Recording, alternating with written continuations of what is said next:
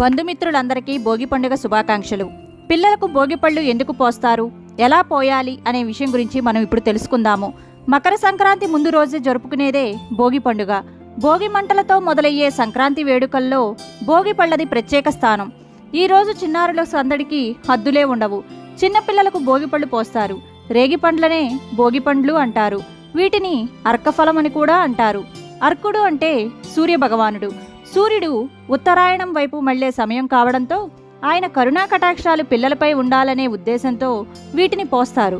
అలాగే పిల్లల్లో రోగనిరోధక శక్తి తక్కువగా ఉంటుంది కాబట్టి సూర్యుడికి ప్రతీకగా, పోషకాల ఖజానాగా పిలిచే వీటిని తలపై పోస్తే ఆయురారోగ్యాలతో ఉంటారని, వారిపై చెడు దిష్టి మొత్తం పోతుందని చెప్తారు. భోగిపళ్ళు పోసే విధానం: బంతిపూలు, చిల్లర నాణేలు, రేగిపళ్ళు, చెరుకు ముక్కలు, మరికొంతమంది జీడీలు కూడా కలిపి పిల్లలకు భోగిపళ్ళుగా పోస్తారు.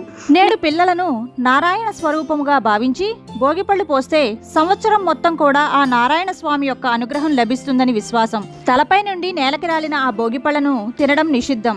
ఎవరూ తొక్కని చోట వీటిని పారేయాలి. ఈ విధంగా చేయడం ద్వారా పిల్లలకు భోగం అనుభవించకుండా చేసే భోగిపీడ తొలగిపోతుందని చెబుతారు. మకర సంక్రాంతి విశిష్టత గురించి తదుపరి వీడియోలో తెలుసుకుందాము. ఇలాంటి మరెన్నో ఇంట్రెస్టింగ్ వీడియోస్ కోసం please subscribe to my channel.